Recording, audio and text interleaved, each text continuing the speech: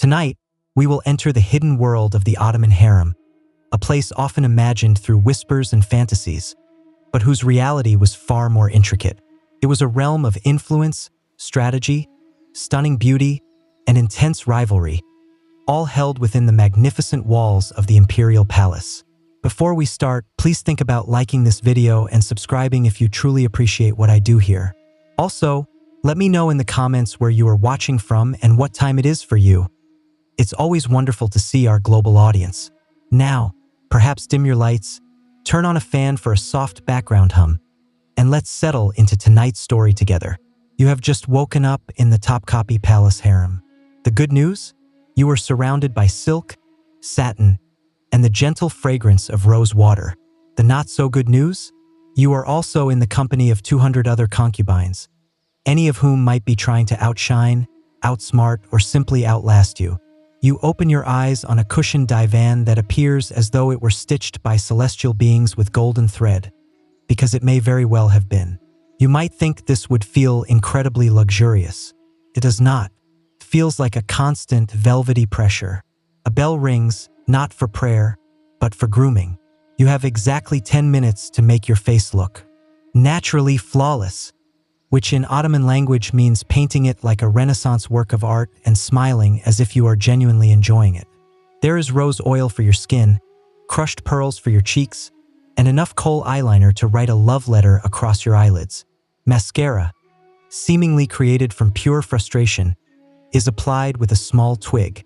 Privacy is a foreign idea. You share your living quarters with women who might care for you like a sister or plot your downfall like ambitious co-workers. Gossip moves faster than written mail. Alliances are made over shared pomegranate seeds. Betrayals often start with something as minor as a misplaced hairpin. And the scent? Imagine a jasmine-infused mist mixing with the smoke of anxiety-filled incense, all underscored by the unending hope of catching the Sultan's attention. If a perfume named ambition and claustrophobia ever existed, this would be it. You get up, smooth your embroidered kaftan, a garment washed by hand by a 12-year-old servant girl who, for some reason, already dislikes you, and walk towards the morning roll call. This is where the senior eunuchs choose which concubines will be presented to the Sultan. It's like a beauty contest, but the main prize is a feeling of unsettling dread. No, you cannot leave. Yes, someone is always watching, and your very survival relies on staying captivating, fragrant, and fertile.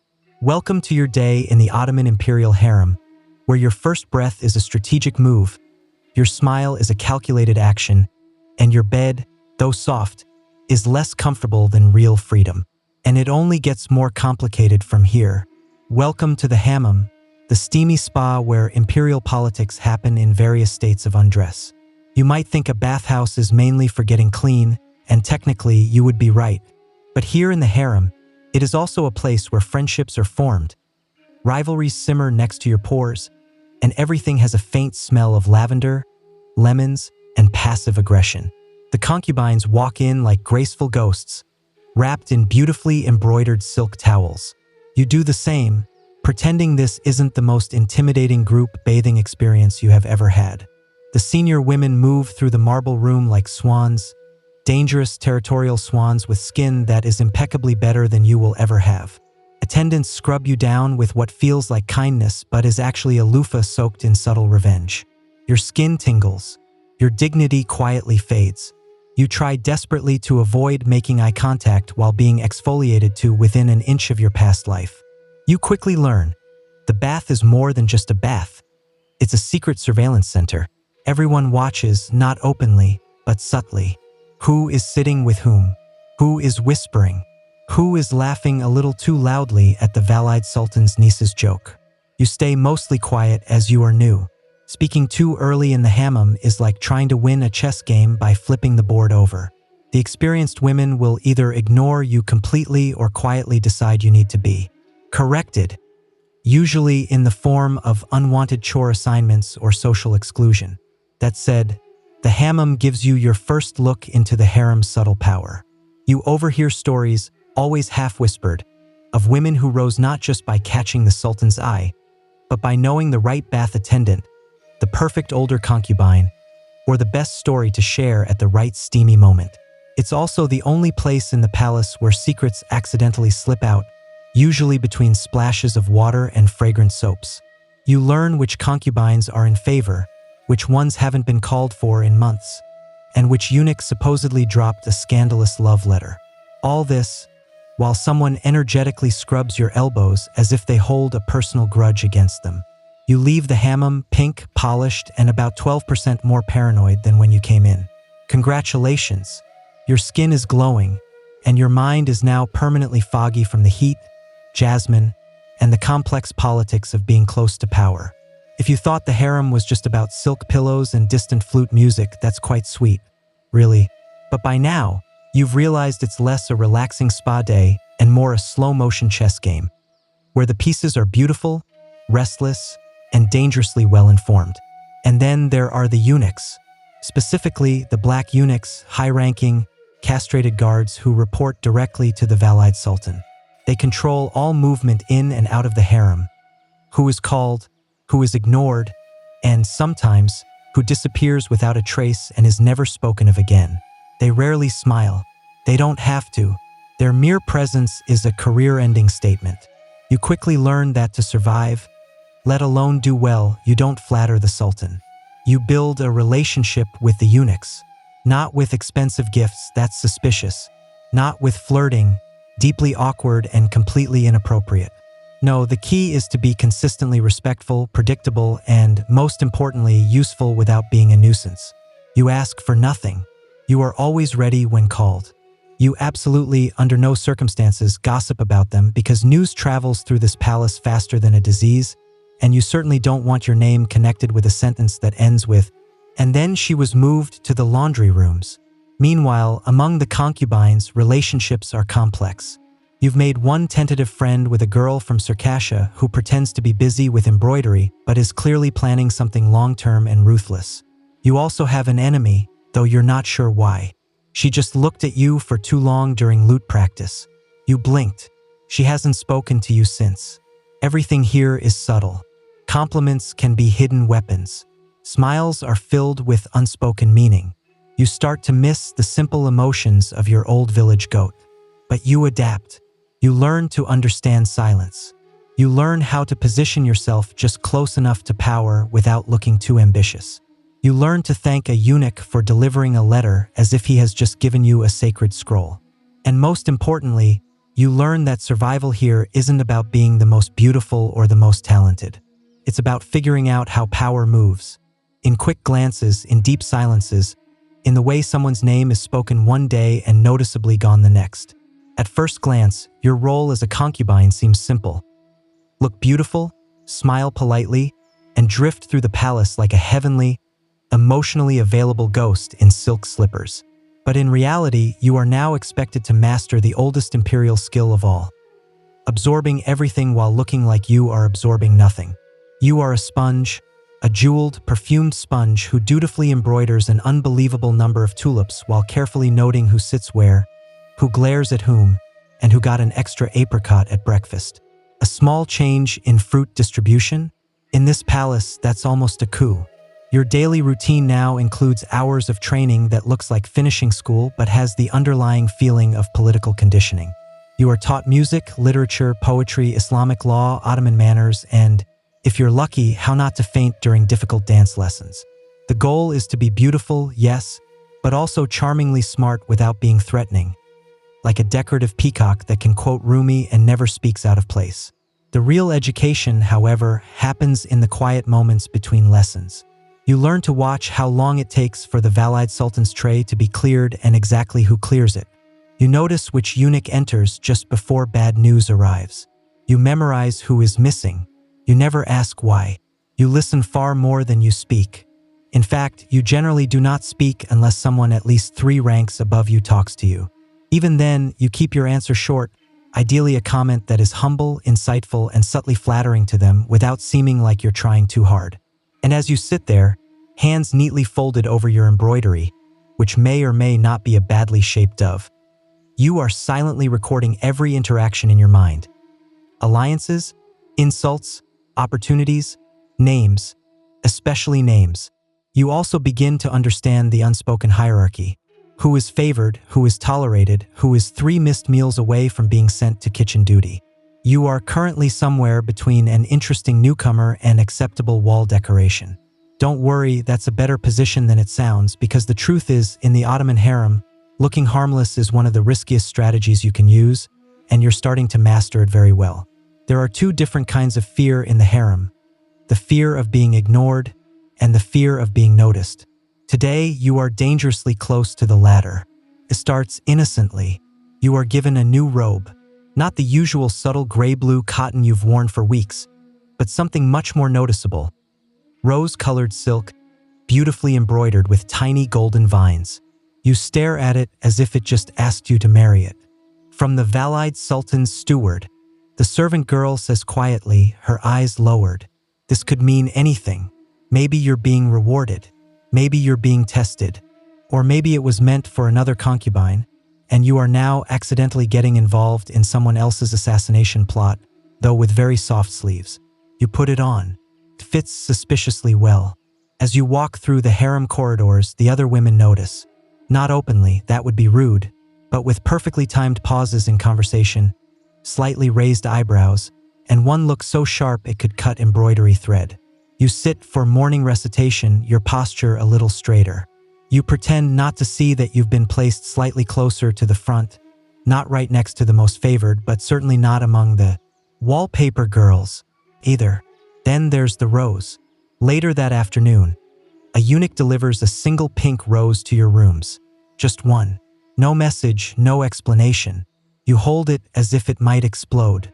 In palace code, this could mean everything. The Sultan might have noticed you, or someone wants it to look that way, or maybe you're being drawn into palace gossip, the deadliest game of telephone in Ottoman history. The safest move? You press the rose between the pages of your prayer book and tell absolutely no one. Not even your shadow. Especially not your shadow. She gossips. You go to bed that night, dressed in rose silk, feeling like a target inside a Valentine's Day card. Here in the harem, rising too quickly is suspicious. Standing out is dangerous. But disappearing entirely? That's worse. So you maintain your posture, sip your sherbet, and prepare yourself for whatever this combination of robe and rose means, because it might be everything or it might be nothing. And in this place, both possibilities are equally frightening. Dinner in the harem isn't just dinner. It's a performance. Competitive, highly seasoned theater, where everyone wears silk and subtly judges their rivals between bites of stewed lamb. You enter the grand dining room and take your assigned seat. Not too close to the center, you haven't earned that. And not too far in the shadows, you're not invisible yet. The seating arrangement is a constantly changing map of status. 1 week, you're near the lute player who seems to know everyone's secrets. The next, you're seated next to a woman who hasn't said a word since 1572. The food arrives on trays carried by silent eunuchs. Bowls of saffron rice, pilaf with pomegranate seeds, sweet sherbets served in delicate crystal glasses. All of it is exquisite, flavorful, and somehow emotionally charged. No one rushes. That would be uncivilized. You nibble slowly, gracefully, like someone who doesn't really need food, sustained instead by poetry and intrigue alone. Conversations are quiet. No one laughs too loudly unless they're intentionally sending a message. I'm confident enough to be cheerful in this snake pit. You nod politely. You offer just enough of a smile. You absolutely, under no circumstances, ask for more bread. Hunger is seen as weakness. So is eating too much. Also, someone might be watching to see if you take 2 figs. You make eye contact with another concubine across the table. She's new. Or maybe she's old and has just been reborn with a better tailor. Either way, her earrings are too big for her apparent rank, and her smile is the kind that suggests elaborate long-term plans. You break eye contact before she can decide you're a potential problem. Then comes the moment no one openly talks about, watching the eunuch enter. When he steps in, the very air changes. If he comes your way, a letter, an invitation, anything, you maintain perfect outward calm. Internally, your soul may or may not be breakdancing. If he doesn't, you nod as if this outcome is perfectly fine with you. You didn't really want to be called anyway. You're terribly busy chewing suspiciously decorative grapes. By the end of dinner, seemingly nothing has happened, yet everything has. Power has subtly shifted through raised eyebrows and polite laughter. You rise, you bow, you leave. Still hungry, still smiling, still in the game. You try to sleep, which is rather charming, because the harem at night is like a theater stage after the show. Dimly lit, quiet, but still buzzing with unspoken tension. The lanterns flicker low, the fountains murmur softly outside, and you lie awake, wondering if tonight is the night a eunuch will knock on your door. You understand the unwritten rules. The Sultan chooses in secret, sometimes with a clear purpose, sometimes on a whim, sometimes simply because he saw a girl drop a fig with a certain grace. There is no clear pattern, no logic, just a constant feeling of anticipation and the rustle of silk-filled anxiety. Around you, the other women pretend to sleep. One breathes a little too loudly. Another keeps adjusting her veil as if it might protect her from bad news or even unexpected good luck. Everyone pretends not to care. You, of course, care deeply. You were given a rose 2 days ago, and you are still trying to figure out if it was a compliment or a warning. Maybe both. Maybe neither. Palace communication is like poetry written by a committee of spies. Suddenly, soft footsteps. A door creaks open. Somewhere, a eunuch whispers a name. Not yours. You exhale a complex mix of relief and disappointment. A cocktail served in an emotional silver cup. You roll over and close your eyes, only for your mind to immediately start imagining conversations with the Sultan in 3 different languages, all of which you're still trying to learn. You dream, but not of home. That place is a blur now. You dream of the woman across the dining table with the earrings too big for her rank. She smiles at you in the dream. You wake up convinced she plans for you to be demoted, exiled, or at the very least, stuck in lute lessons for the rest of your natural life. You dab rose water under your nose and pretend it's calming. It isn't, but it smells like control. At some point, just before dawn, you finally fall asleep. You've survived another night without being chosen, without being erased, without accidentally looking too eager or too dull. And in the Topkapi Palace, that's not just sleep. That's a diplomatic victory. There are 2 stories whispered in the harem. One is the fairy tale, where the Sultan notices you, and your life is changed by unbelievable luxury, influence, and the occasional diamond the size of a walnut. The other is what really happens. The Sultan, ruler of an empire stretching from Hungary to Arabia, may or may not remember your name. You are one of hundreds. He might have called you because you look like a painting he once liked, or maybe because his coffee tasted a bit too bitter and he wanted a distraction. When the eunuch knocks on your door after dark, he offers no explanation. He simply bows. You get up silently, your heart beating in your ears like a royal drumline. You are led through halls lit by soft lanterns and scented with sandalwood. A path hundreds have walked, but only a few have returned from with stories worth telling. You arrive at a room where your reflection looks back from polished brass and intricate tile mosaics. A final attendant adjusts your veil, adds 1 more drop of oil behind your ears, and gives you a look that clearly says, "Smile, but not too much. Speak, but only if spoken to. And for the love of Allah, do not trip." You enter, and there he is, the Sultan, the man you've prepared for, feared, imagined, and maybe even accidentally fantasized about during Quran lessons. He wears silk robes and a completely unreadable expression. He speaks, "Your name, the new one, not the one your mother gave you." He asks where you are from. You lie gracefully. You talk about poetry. He nods. Then he hands you a fig. What does it mean? Everything in the harem is a metaphor, and this fruit is no exception. Is it a test of your manners? An invitation? A subtle hint about his dietary preferences? You take the fig, peel it gently, and give a reply that sounds both elegant and mysterious. Something about sweet things hiding bitterness. You hope it sounds deep. It might just sound hungry. The night passes with conversation, music, and occasional silences that feel like judgment. When you are sent away, it's with a simple nod. You are escorted back alone, untouched, and completely confused. You have been noticed, and now things are about to get much more complicated. You return just before dawn, walking more quietly than usual, as if stepping too loudly might break whatever brief spell you were under. You slept, or rather, you lay next to the most powerful man in the empire and tried very hard not to sweat through your perfume. You were charming. You think you definitely mentioned something about poetry, or maybe goats. You're no longer sure. The eunuchs say nothing as you pass. That's good. Silence is always better than a knowing smile. Back in the harem, the air smells different. The same jasmine incense, the same rose oil in the hallway, but now it's subtly flavored with something new. Attention. The concubines don't look at you directly. That would be rude. But you feel their looks bounce off your shoulders like decorative daggers. At breakfast, your seating has changed. A little closer to the center. Not obviously, but enough to show that you might now be important. Your sherbet is slightly colder than everyone else's. It's these small luxuries that reveal everything. You are still you, still technically low in rank, still expected to go to lessons, still responsible for folding far too many embroidered towels. But now you are being watched. Not by the palace guards, but by everyone else. Girls who never spoke to you before suddenly want to share their favorite lines from Persian poetry. A servant accidentally leaves a pomegranate on your tray, a fruit associated with fertility, which is about as subtle as dropping a baby cradle in your lap.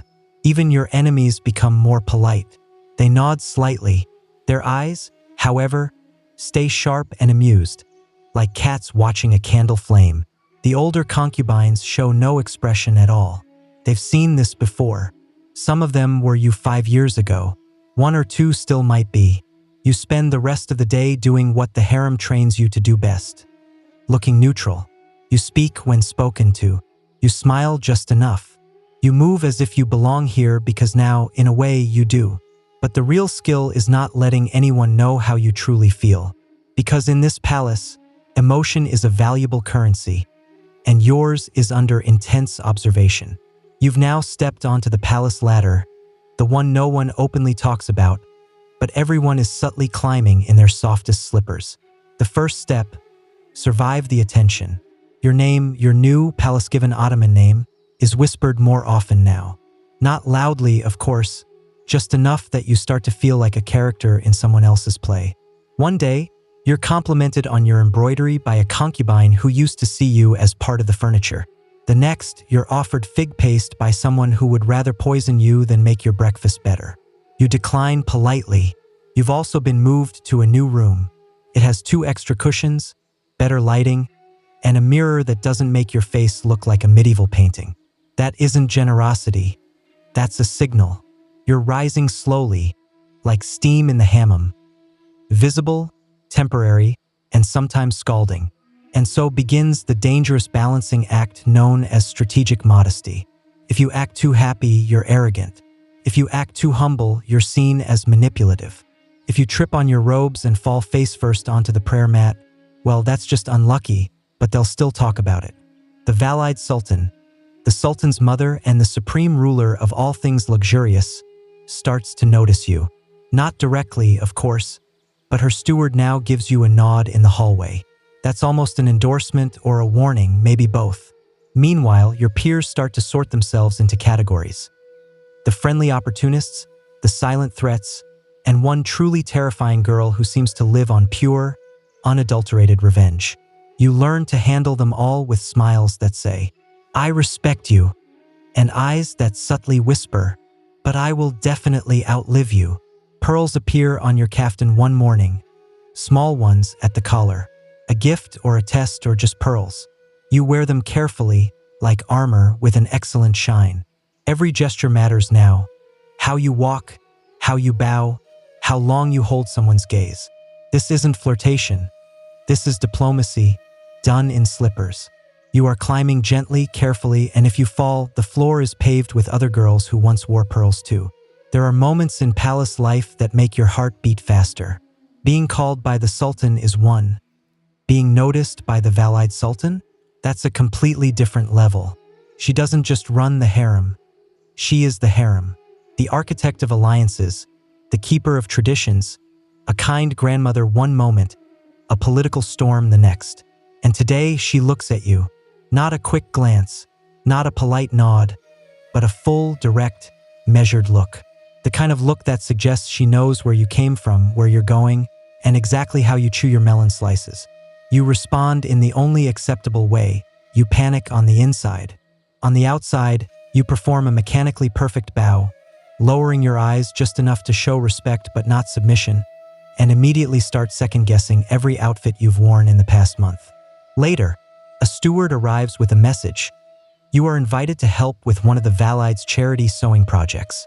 Translation: she wants to watch you in a room full of older, sharper women who can spot ambition from 500 paces away.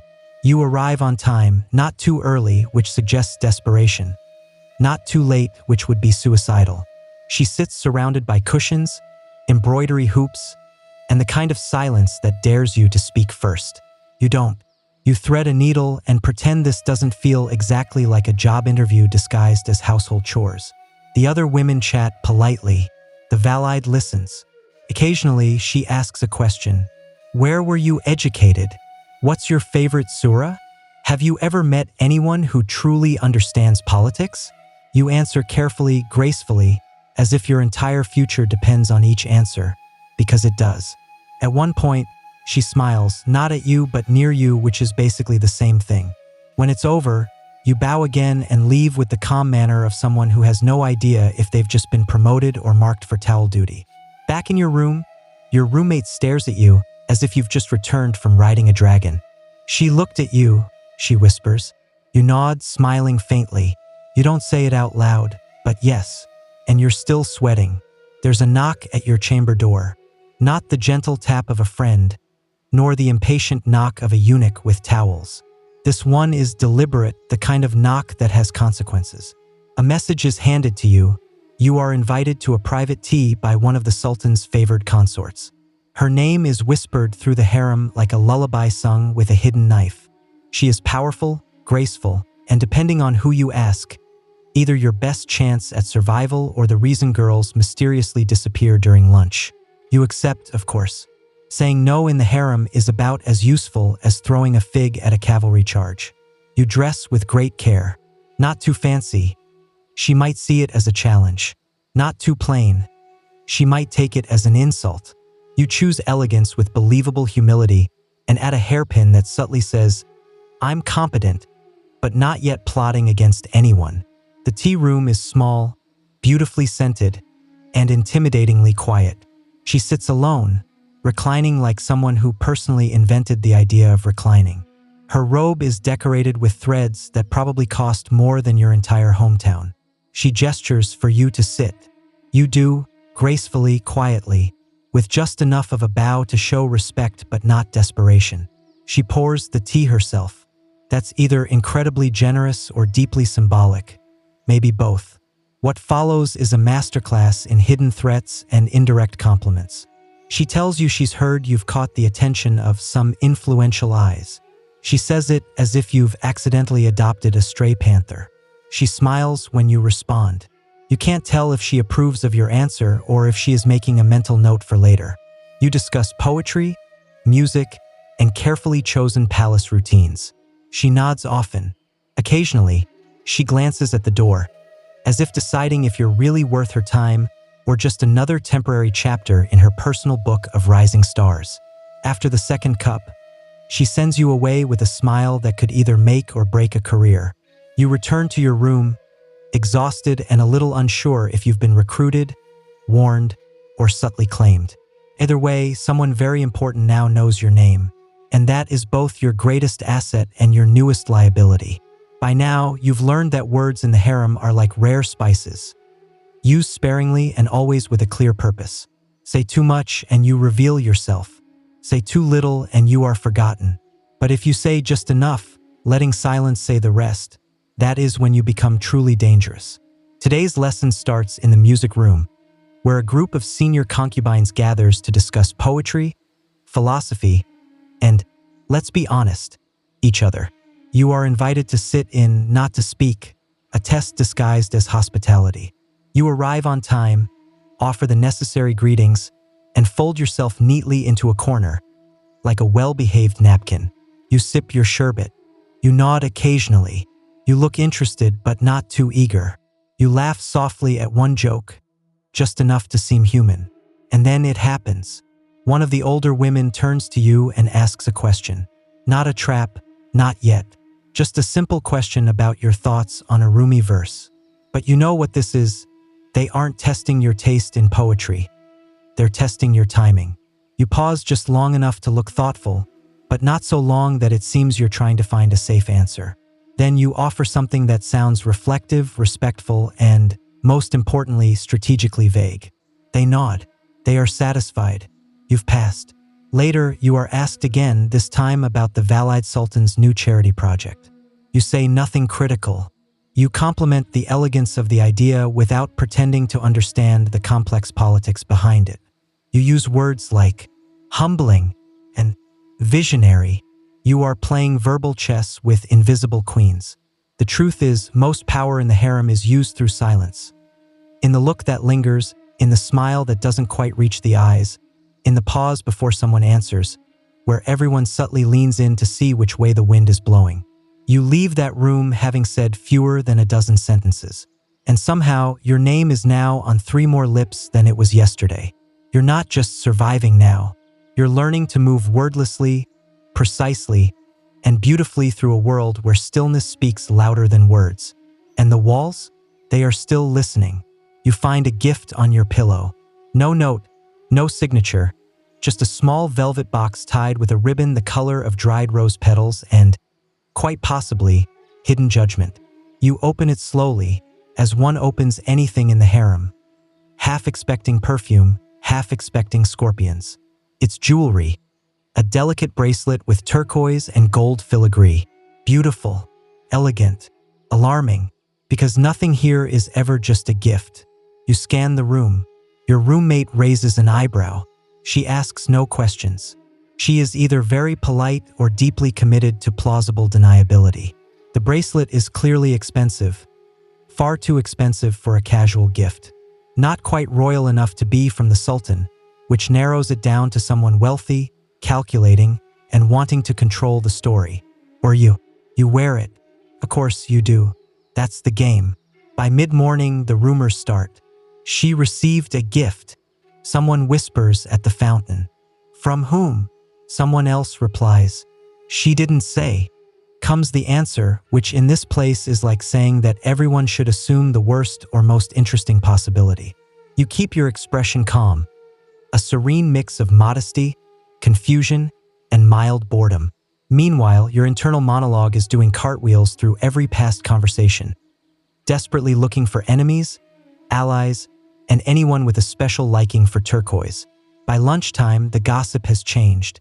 You've supposedly received a secret message, a hidden proposal, and an heirloom from the Valide Sultan herself. All untrue, all dangerously believable. Then comes the whispered warning. A low-ranking, easily ignored servant girl accidentally drops your tray and mutters, "Be careful who puts things in your hand when they can't say it to your face." You thank her, because that's what you do when someone indirectly warns you of possible sabotage while pretending to be clumsy. You keep the bracelet on, but you sleep with it under your pillow just in case. In the harem, a gift is rarely just a gesture of affection. It's a test, a subtle leash, a label, or a gentle reminder that your name is being spoken in rooms you haven't entered yet. And sometimes, the most dangerous thing you can wear isn't a smile, but physical proof that someone wants to claim you. One morning, just before the call to prayer, you're called. Not by a eunuch, not by a servant, but by a letter sealed with imperial blue wax, delivered without explanation, just a look that suggests everything is about to change. You sit alone as you read it. The writing is elegant. The offer is clear. You are to be promoted, moved to more private rooms, closer to the Sultan, closer to the very heart of the palace, and further from being unknown. On paper, it's a promotion, but here in the harem, a promotion is just a prettier word for being exposed. You are stepping into the world of real influence, high-stakes politics, complex intrigue, the possibility of having a royal child, of becoming a consort, maybe even the Sultan's favorite. It's what some women dream of. It's also where women disappear. You have until sunset to answer. So you walk in the gardens, The same gardens where you once hid in the shadows of older concubines. Now they seem smaller. The fountains still whisper. The tulips still bloom like delicate secrets. But the air feels different. It's your name they speak now. You think of home, now a blurry memory. You think of the other girls, the ones who never rose, the ones who rose too quickly, the ones who were smart but not quite smart enough. And you think of yourself, not the version carefully trained in manners and poetry, but the girl who arrived with her old name hidden deep inside her. That night, you dress carefully. One final, important choice. You walk past the curtains, the silk borders that separate the known from the unknown. And in the deep stillness, you give your answer. Maybe you will rise further. Maybe you will disappear. Maybe your name will be written in palace history. Or maybe it will be whispered one last time and then folded away like a silk scarf in a drawer no one ever opens again. But one thing is certain. You were not just a decorative object. You were a strategist in satin, a survivor veiled in perfume, a masterclass in deep restraint. And for one full day, and maybe longer, you walked the tightrope between power and danger without ever falling. Long before comic books and Hollywood movies, the ancient world already had its own Amazons, and they were terrifyingly real. Meet the Scythian women, horse-riding, bow-wielding warriors of the Eurasian steppe who didn't just challenge gender norms. They reloaded and galloped right over them. The Scythians were a nomadic people who lived in what is now Ukraine, southern Russia, and parts of Central Asia. Herodotus, the Greek historian, wrote of fierce Amazon, women who joined with Scythian men and had a tribe of formidable warriors. For centuries, scholars thought this was just Greek imagination and a bit too much wine. But recent archaeology shows a different story, one supported by solid evidence. Excavations of Scythian burial mounds or kurgans have found the remains of women buried with full warrior gear, swords, spears, quivers of arrows, and even clear battle scars. One teenager's skeleton, found in the Altai region, had arrowheads in her spine, a grim but clear sign that she fought and died in battle. Some were buried with their horses, dressed in armor. These weren't ceremonial items. They were well used and worn. This was a culture that didn't just let women fight. It expected them to. Scythian society, unlike most of its ancient contemporaries, was not strictly patriarchal. While men went on raids and hunted, women often did similar things. Girls were trained from a young age to ride and shoot, and elite females could get positions of great influence. There are even signs that Scythian priestesses had spiritual authority, making them both powerful in battle and respected in rituals. The Greeks were both fascinated and horrified. They created the myth of the Amazon, wild warrior women who hated men and lived away from civilization. But the core of the legend was based on their real encounters with the Scythians. These women did not fit the submissive, domestic ideal of the Greek woman. They were alien, powerful, and so mythologized. So, the next time someone suggests female warriors are just a fantasy, remind them that the Scythians came before us by about 2,500 years, and their legacy is written not in legend, but in arrow-pierced skeletons and iron-tipped truths buried under the steppe. If you believe battlefield leadership was only for men, then you haven't heard of the queens of Africa. These were not pampered palace figures relaxing in silk. These were battle-hardened rulers who commanded armies, negotiated treaties, and faced empires without hesitation. And they didn't just take part in warfare, they completely redefined it. Consider Queen Amanirenas of Kush, for example. In the 1st century BCE, the Roman Empire, after taking over Egypt, made the tactical mistake of trying to expand its rule further south into Nubia. Amanirenas, a one-eyed queen who had already proven herself in battle, had other plans. She gathered her people, launched a series of decisive counterattacks, and even captured Roman forts. She famously ordered a statue of Augustus to be beheaded and buried under her temple steps, a deliciously clear message. Eventually, Rome retreated and negotiated peace. That's right. One of the most powerful empires in history was forced to make deals with a one-eyed warrior queen. And she was not an exception. Across Africa, female leaders often served as military commanders. In the 16th century, Queen Amina of Zaza in what is now Nigeria led cavalry raids across Hausa lands. According to oral tradition, she expanded her territory further than any ruler before or after her. Amina built fortified walls around cities, developed large trade routes, and, more importantly, never let her gender limit her authority on the battlefield. Her soldiers respected her not just because she was queen, but because she could probably outfight most of them. Further south, the kingdom of Dahomey was protected by the Agoji, an all-female military regiment that the French later called the Dahomey Amazons. These were not symbolic guards. They were frontline fighters, rigorously trained from childhood in weapons, endurance, and discipline. They served as elite royal protectors and often led charges in battle. Some accounts even describe them as more aggressive than their male counterparts, maybe because they had more to prove, or maybe because they simply enjoyed the combat. These women were not rare exceptions. In many African societies, women were expected to be capable politically, economically, and militarily. They negotiated with colonizers, resisted conquest, and commanded troops. Their existence wasn't a radical anomaly. It was deeply ingrained in the culture. So, the next time someone claims history was written only by men with swords, you might want to add, certainly, but some of those swords were held by queens.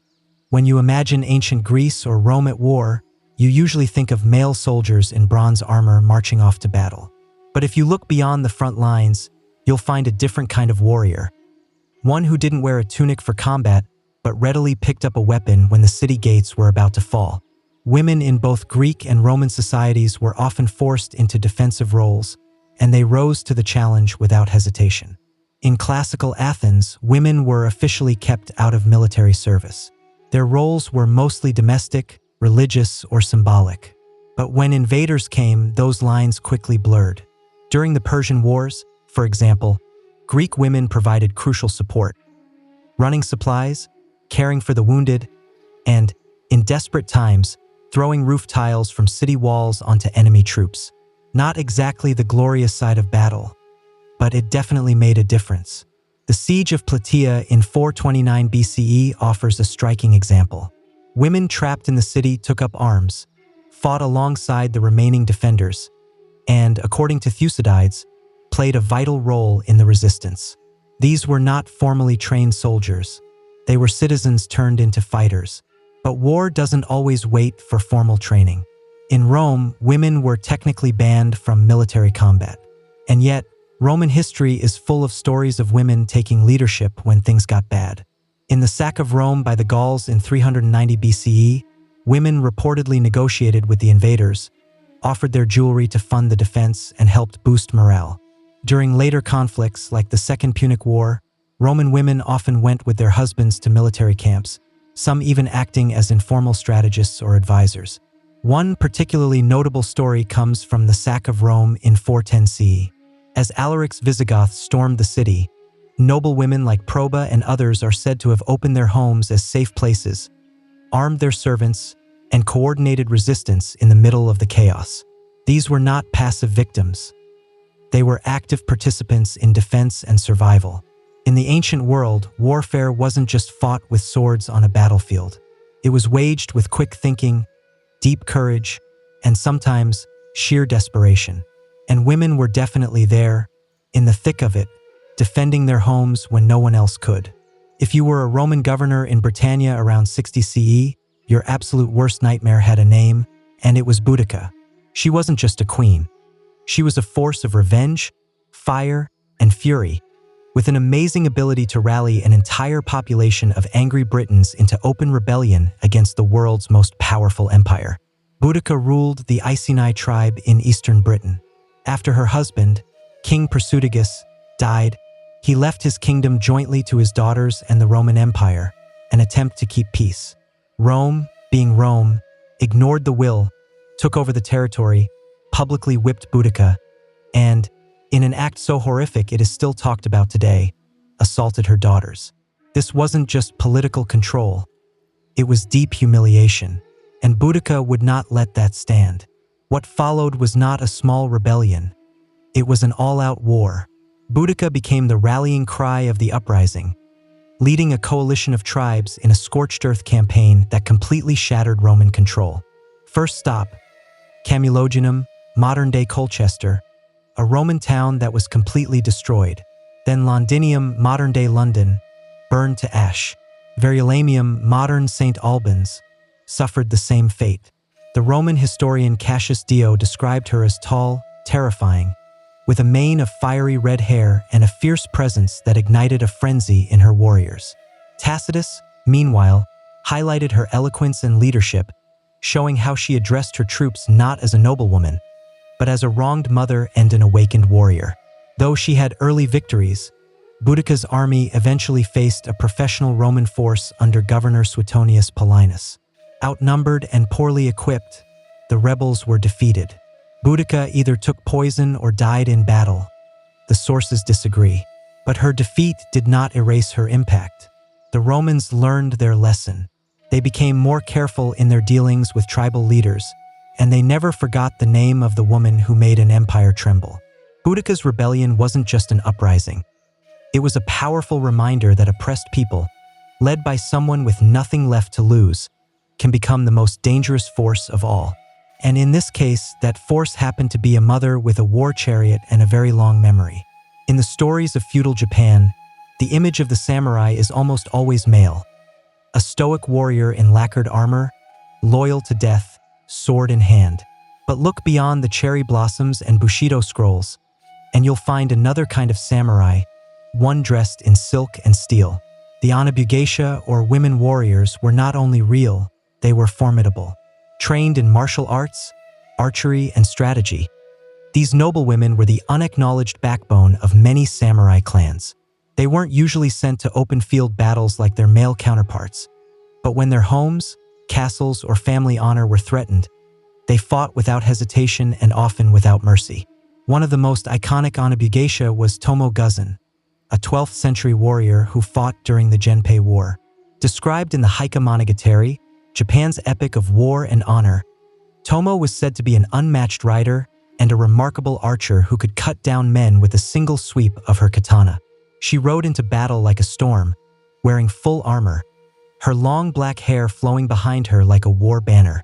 At the Battle of Awazu, she reportedly beheaded a rival samurai in single combat, a final blaze of glory before disappearing from history like a ghost on horseback.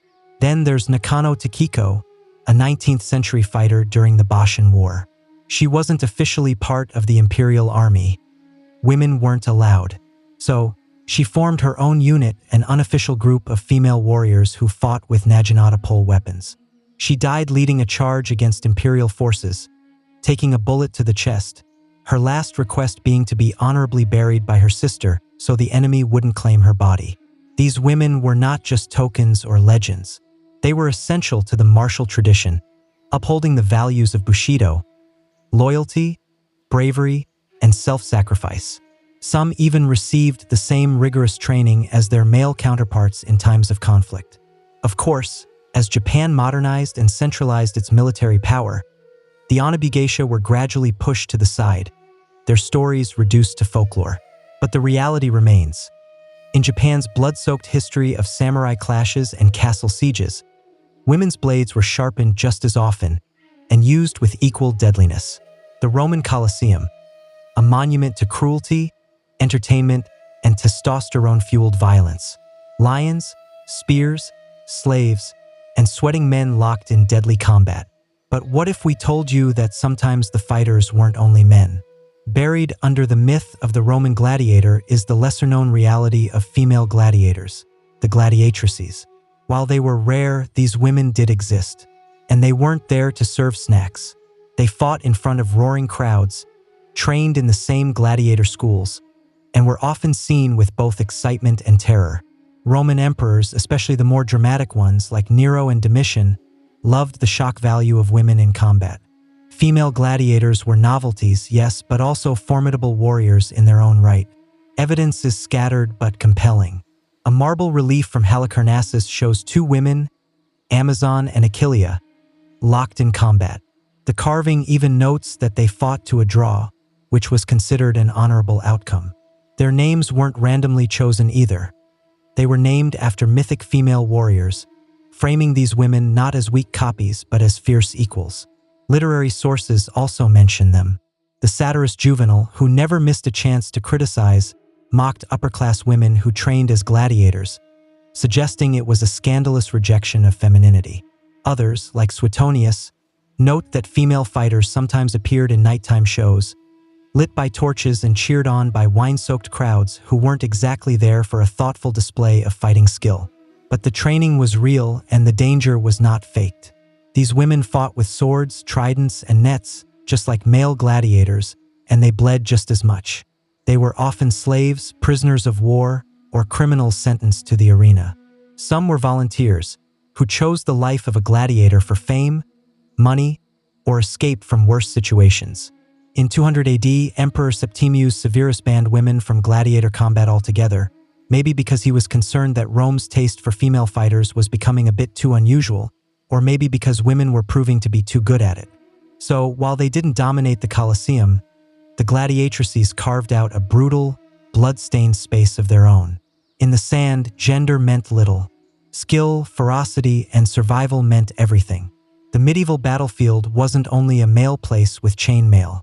While most women were kept far from formal combat roles, some either didn't get the message or intentionally ignored it. Whether disguising themselves as men, leading troops as abbesses, or simply refusing to stay in the convent when swords began to swing, medieval women found ways to fight, both literally and symbolically. One of the more unusual types of warrior women were the warrior nuns. During the Crusades, certain religious women did more than pray for victory. They took up arms. While most did so defensively, there are records of abbesses and nuns taking command when their convents or lands were threatened. In the 12th century, the abbess of Quedlinburg was both a spiritual leader and a military commander, leading vassals in battle as the head of a powerful religious territory. She didn't wear armor, but she certainly gave orders like a general. Then there were women who simply became men, at least on paper. Medieval records show multiple cases of women disguising themselves in male clothing to join armies. Some were caught and executed. Others went undetected for years. One example is the story of a woman known only as John, who served in an English garrison during the 100 Years' War. When her identity was discovered, her comrades reportedly shrugged and let her continue, because she fought just as fiercely as they did. Joan of Arc, of course, is the superstar of this category.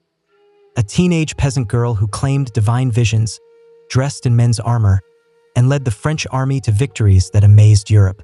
But for every Joan, there were dozens of unnamed women who lacked visions or saintly status, having only grit and opportunity. Even beyond the immediate battlefield, women played tactical roles. Noble women in besieged castles often coordinated defenses, rationed supplies, and negotiated with enemy forces. Eleanor of Aquitaine, while not a sword-wielding warrior, went with her husband on crusade and was rumored to have worn armor. Whether as a statement for protection or as a performance is still debated. The point is, the Middle Ages were not nearly as uniform as they might seem. Women found loopholes in rigid systems, subtly bypassed the rules, or simply created new ones. And while history didn't always record their names, it definitely felt their presence on the battlefield. When people imagine the medieval Islamic world, they might think of flowing robes, intricate calligraphy in grand courts, or scholars debating science and philosophy.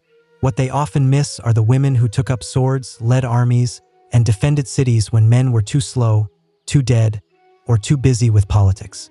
Take Khala bint al-Azwar, for instance, a name that still echoes through Arab folklore like a war cry. A 7th century warrior during the early Muslim conquests, she fought alongside her brother in battle. After he was captured by Byzantine forces, she stormed the enemy lines in black armor, using her sword with such precision that soldiers thought she was Khalid ibn al-Walid, the famous general known as the Sword of Allah. When her identity was revealed, morale didn't drop. It soared. She had earned her place among warriors through sheer skill and nerve. Women like Khala weren't just battlefield exceptions. In times of crisis, especially during sieges, women took up arms to defend their homes and cities. During the Mongol invasions of the 13th century, as the Khwarezmian Empire fell apart, There are stories of women fighting in the streets of Nishapur and other cities, throwing stones, using daggers, and turning their homes into fortresses. They were never formally trained, but desperation is a powerful teacher. Further west, in Al-Andalus, Islamic Spain, noble women were not shut away either. Some had considerable political and military influence. Walida bint al-Mustakfi, while best known as a poet, lived in a world where women of her class often managed estates and defended them during civil unrest. A few centuries later, during the Reconquista, Muslim women sometimes joined their husbands in defending the last strongholds of Granada. There's also Sayyida al-Hura, not a battlefield warrior, but a pirate queen. In the 16th century, she commanded fleets in the western Mediterranean, striking fear into European ships.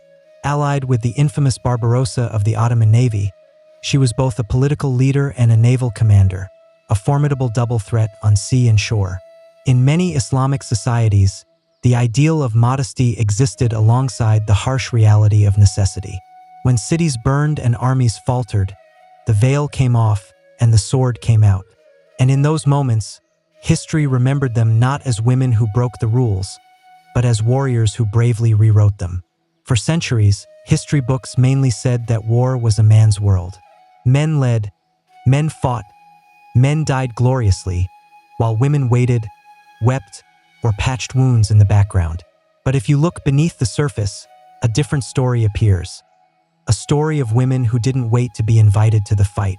They crashed the battlefield, often with more raw courage than open glory. From the Scythian horse archers, who likely inspired the Amazon myth, to African queens who outsmarted empires, to women gladiators drawing blood in the sand, every continent has tales of female warriors. Sometimes they were leaders born into power, like Queen Amina or Boudica. Sometimes they were commoners who stepped up when chaos left no other choice, like the medieval women who disguised themselves or the women defending ancient cities from siege. What they all share isn't just courage. It's a firm refusal to be erased. The legacy of these women is measured not by how many battles they won, but by how many rules they broke. They defied cultural norms, religious expectations, and political boundaries. They forced generals, emperors, and writers to rethink their assumptions. In many cases, this meant being deliberately left out of the official record. After all, what empire easily admits it was shaken by a woman with a spear? And yet, the traces remain. In bones buried with weapons, in ancient poems, in scratched notes from historians who struggled to understand them, in oral traditions, songs, and temple murals. Their stories survived, not always complete, not always celebrated, but alive enough to inspire generations that came after. Modern military history has only recently begun to fully recognize the huge scope of women's contributions to warfare. It's not about putting women above men in battle. It's about recognizing that they were always there, even when they were never supposed to be. So, the next time someone describes women in war as an exception, remind them.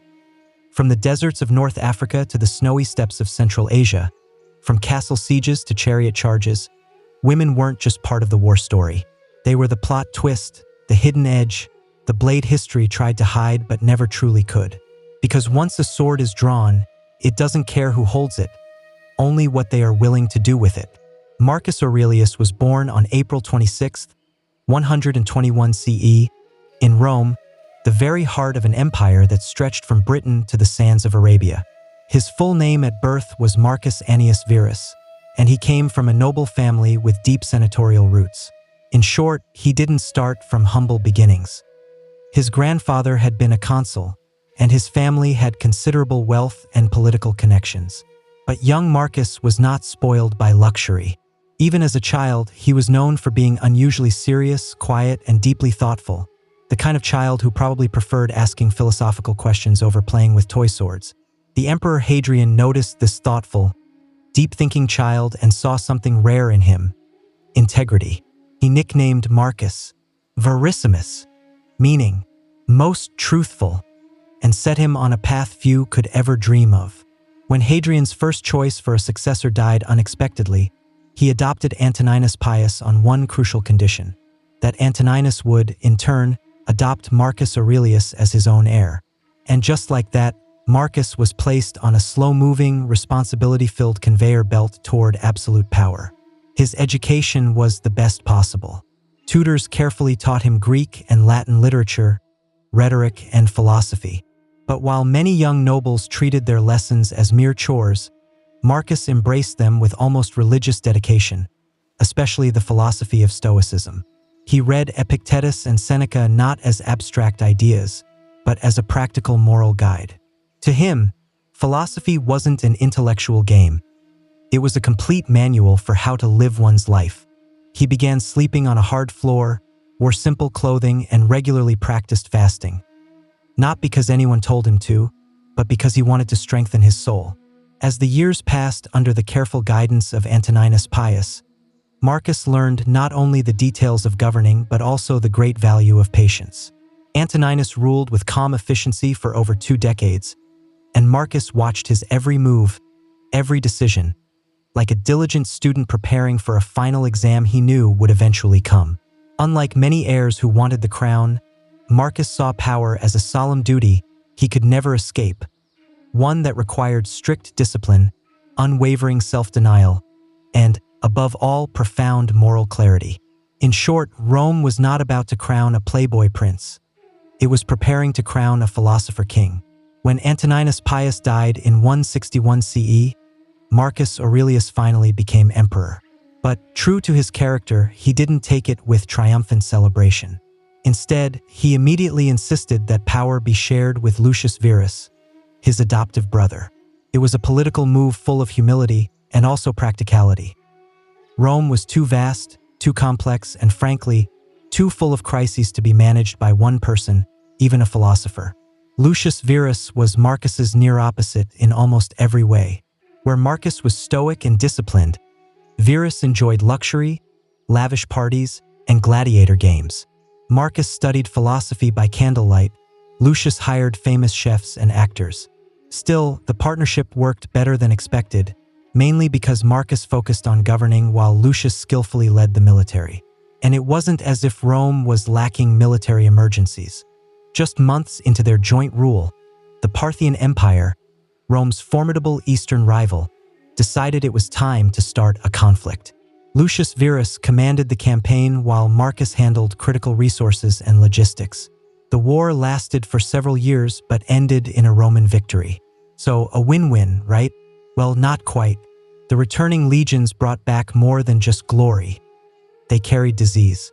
A mysterious plague, now widely believed to have been smallpox or measles, swept across the empire. The Antonine Plague would eventually kill an estimated 5 million people, including a large part of the Roman military. Cities declined, crops failed, and panic spread. And just when things seemed as bad as they could get, they got worse. Germanic tribes along the Danube frontier, seeing Rome's weakness, began to push aggressively against the borders. Rome was under attack from every possible direction. Disease, war, political unrest. Marcus, barely into his rule, was already deep in catastrophe. Lucius Verus died in 169 CE, likely from the plague, leaving Marcus to govern alone, the full weight of the world now entirely on his shoulders. Most rulers would have collapsed, but Marcus, calm, meditative, and unyielding, saw hardship not as chaos but as a profound test, a fire to be endured, not avoided. He did not complain. He did not retreat. He turned to his unwavering Stoic principles and faced Rome's crumbling fabric with quiet, determined resolve. After all, for Marcus, being emperor was never about personal glory. It was solely about duty, no matter how much it hurt. By the early 170s CE, Marcus Aurelius had swapped his senatorial toga for a soldier's cloak.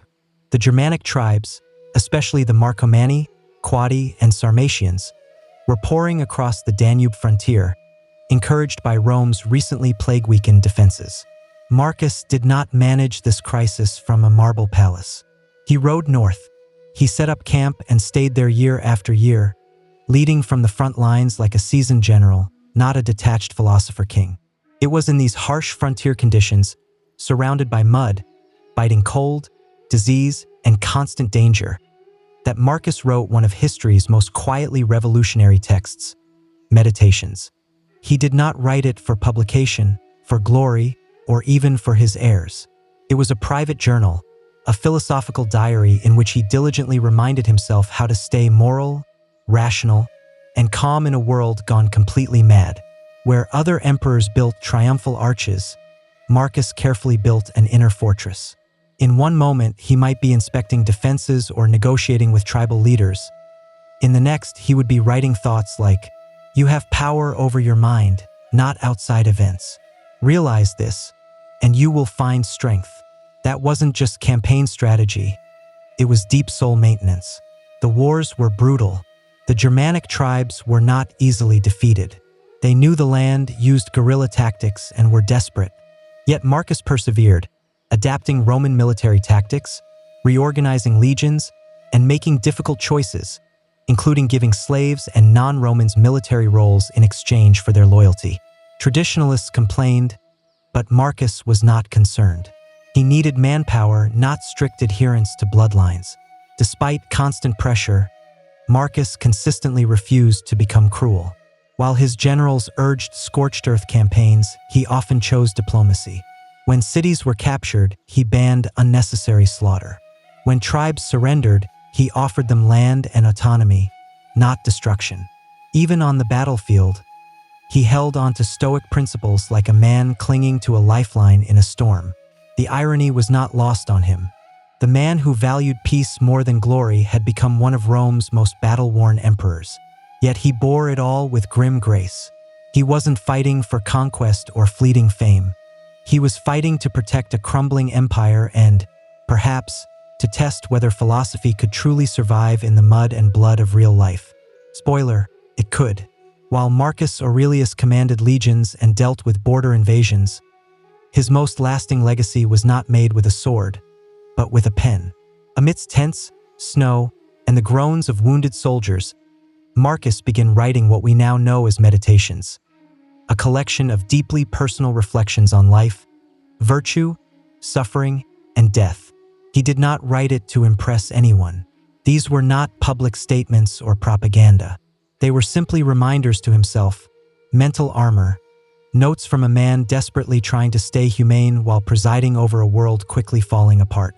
Waste no more time arguing about what a good man should be. Be one. That is not the voice of an emperor enjoying glory. That is someone diligently reminding himself to live with unwavering integrity, even when no one is watching. The text shows a constant inner struggle. Marcus battled not only Germanic tribes but also his own impulses: anger, pride, despair. In one passage, he reminds himself not to expect gratitude. In another, he thinks that even emperors are eventually forgotten dust. "Soon you will have forgotten all things," he writes, "and soon all things will have forgotten you." Cheerful stuff unless you're a Stoic. Stoicism, after all, wasn't about seeking joy or absolute control. It was about accepting reality, however brutal, and choosing virtue in every single moment. For Marcus, that meant diligently doing his job, showing up, leading justly, and not losing his composure when plagues and wars plunged everything into chaos. He wasn't trying to escape suffering. He was trying to suffer well. Meditations was written in Greek, the intellectual language of the time, and filled with quotes from Epictetus and other Stoic thinkers. But it's also surprisingly modern. Marcus worried about burnout. He advised himself to stay calm when dealing with difficult people. He reminded himself that fame is fleeting, pleasure is overrated, and death is a completely natural process. It's like the original self-help manual, minus the smiling influencer and affiliate links. What makes Meditations truly remarkable is its deep humanity. Here was the most powerful man in the known world, sitting by candlelight, earnestly trying to be decent, and often doubting his own ability. He didn't preach perfection. He preached consistent effort. The effort to be just kind, rational, even when surrounded by disease, war, betrayal, and mortality. And that's exactly why his words continue to resonate today. Because Marcus didn't just rule Rome, he ruled himself. While Marcus Aurelius was tirelessly managing invasions and trying to maintain inner peace through philosophy, his personal life was anything but calm. He married Faustina the Younger, the daughter of Emperor Antoninus Pius, a political match but one that, at least on paper, seemed loving. Together, they had 13 children. 13. But ancient Rome was not kind to young lives. Only a few survived past infancy.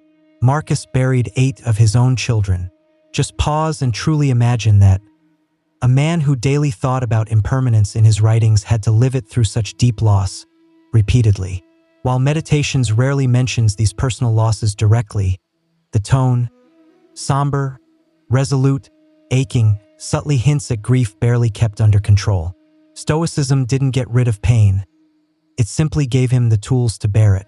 Then there was the drama around Faustina. Roman historians, often more fond of scandalous gossip than facts, accused her of everything from infidelity to treason. Cassius Dio and the notoriously scandalous Historia Augusta claimed she had affairs with gladiators, soldiers, and possibly even plotted against Marcus.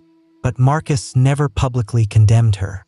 In fact, he honored her memory after her death in 175 CE with temples, coins, and statues. Either he genuinely didn't believe the rumors, or he chose forgiveness over widespread scandal. But family tensions didn't end there. One surviving son, Commodus, was being prepared to rule. And let's just say Commodus was definitely not his father's son, either in personality or in philosophy. While Marcus carefully wrote Meditations on humility and restraint, young Commodus was reportedly more interested in extravagant shows, wrestling matches, and self-glorification. Still, Marcus followed the Roman tradition of hereditary succession. Despite clear signs that Commodus might be a dangerous choice, Marcus refused to break with custom. He named Commodus co-emperor in 177 CE, a decision that would cast a long, dark shadow over his otherwise remarkable legacy. At home and abroad, the pressures constantly mounted. Marcus rarely had a moment of peace, if not from external chaos, then from private heartbreak. But he never gave up his duties. He continued making legal reforms, passionately supporting philosophy, and tirelessly stabilizing an empire facing relentless change and growing decay. Through it all, Marcus Aurelius remained composed, committed, and above all, deeply human. A ruler who was constantly tested, not only by the sword but by the immense weight of love, loss, and legacy. As if plagues, invasions, and family tragedy weren't enough, Marcus Aurelius also had to deal with betrayal, the kind that hurts the most when it comes from within one's inner circle. In 175 CE, a highly respected general named Avidius Cassius declared himself emperor. This was no minor provincial revolt. Cassius was the governor of Syria and a man Marcus had trusted with immense military power. And it wasn't entirely his fault either. A false rumor had reached Cassius. Marcus was dead. Rather than check the facts, Cassius moved quickly. He accepted the imperial title, hoping to seize power before the Senate or other legions could react. It was a classic case of Roman ambition moving faster than Roman news. The East prepared for civil war, but Marcus? He didn't panic. He didn't rage against betrayal. He simply began preparing for a march east, not for revenge, but for reconciliation. Incredibly, Marcus even considered pardoning Cassius. He deeply believed in mercy, in preserving unity above personal pride. His letters and thoughts show a man determined to prevent more bloodshed, even if it meant forgiving a man who had tried to take his crown. It was the ultimate stoic move, staying calm not just in chaos, but in the face of deep personal insult. But Marcus never got the chance to show that mercy. Before he could reach the east, Cassius was assassinated by his own officers, likely fearing what the emperor's arrival would mean for them. His head was sent to Marcus as a gift. Marcus reportedly wept. To Marcus, rebellion wasn't just a threat to Rome's authority. It was a tragedy. It symbolized the weakening fabric of imperial loyalty, the creeping instability that would eventually suffocate the empire. In the aftermath of the rebellion, Marcus traveled through the eastern provinces not with anger, but with a sense of solemn ritual. He performed public ceremonies, reaffirmed loyalty, and made sure that no one, especially the soldiers, misunderstood his intentions. But the cracks in the empire were undeniably getting wider. The plague had hollowed out the population. The borders were still bleeding, and now even Rome's inner circle had begun to fracture. Marcus saw it all and still held firm to his belief in reason, in justice, in virtue. Even as Rome began to fall apart at the seams, he tirelessly tried to stitch it back together, one stoic breath at a time. As Marcus Aurelius neared the end of his life, he wasn't resting on past achievements or comfortably relaxing in a marble villa. He was once again on the frontier, deep in military operations against the Germanic tribes along the Danube. Despite his advanced age and failing health, he returned to the battlefield because duty didn't retire, and neither did Marcus. The Marcomannic Wars had dragged on for years, relentlessly draining Roman resources and morale. Marcus understood this wasn't just about territory. It was about the very survival of the empire. The Germanic tribes weren't raiding for sport. They were being pushed south by other migrating groups, part of a devastating chain reaction that would eventually lead to the fall of Rome centuries later. But in the 170s CE, Marcus was still doing everything in his power to hold the line. He reorganized the frontier defenses, resettled refugee tribes as loyal Roman allies, and continued writing philosophical reflections between demanding campaigns. In one eerie passage from Meditations, he reminds himself, "Do not act as if you were going to live 10,000 years. Death hangs over you." These weren't abstract thoughts. They were the thoughts of a man keenly aware that his end was quickly approaching. In 180 CE, while stationed in present-day Vienna, Marcus Aurelius fell seriously ill, likely from the same plague that had haunted his entire reign. According to historical sources, he called his son Commodus to his side and offered him final advice. Whether that advice was philosophical, practical, or desperate is lost to history. What we do know is that Marcus died shortly after, on March 17, 180 CE, surrounded not by senators or scribes, but by his loyal soldiers. His death marked the final end of what many historians call the Pax Romana, the Roman peace. It also signaled the end of Rome's age of philosopher kings. Commodus would inherit the throne, and, spoiler alert, he was no Marcus. Rome's ultimate decline wouldn't begin with a dramatic collapse, but with the quiet closing of Marcus' eyes and the slow, inevitable unraveling of his profound legacy. There was no triumphal parade, no grand final speech, just a dying emperor in a cold northern outpost, doing what he had always done, enduring, reflecting, and fulfilling his sacred role to the very end. Marcus didn't seek immortality through big monuments. He sought it through unwavering character, and in that, he undeniably succeeded. Marcus Aurelius had dedicated his life to teaching moderation, discipline, and reason. So, naturally, the universe saw fit to give him Commodus. When Marcus died in 180 CE, he left the empire to a 19-year-old who seemed less interested in stoic virtue and more in gladiatorial cosplay. Commodus enjoyed dressing as Hercules, battling in the arena, and even called himself the Roman Hercules, because humility, it seems, skipped a generation. This wasn't just embarrassing, it was catastrophic. Under Commodus, Rome fell into widespread decadence, paranoia, and administrative chaos.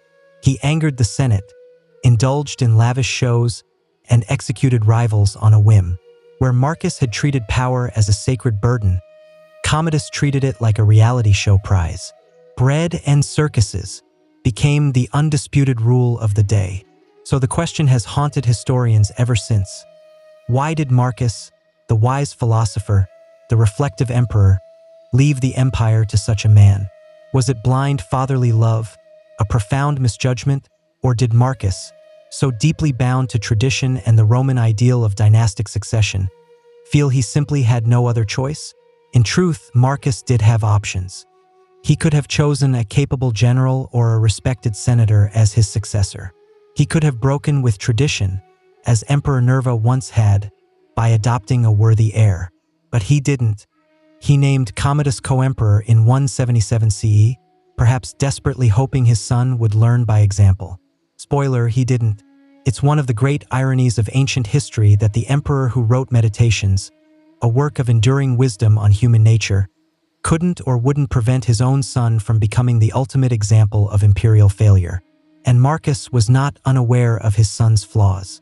There are hints, even in his writings, of disappointment and warnings about flattery, pride, and indulgence. All traits that Commodus embraced with full enthusiasm. Still, Marcus never disowned him.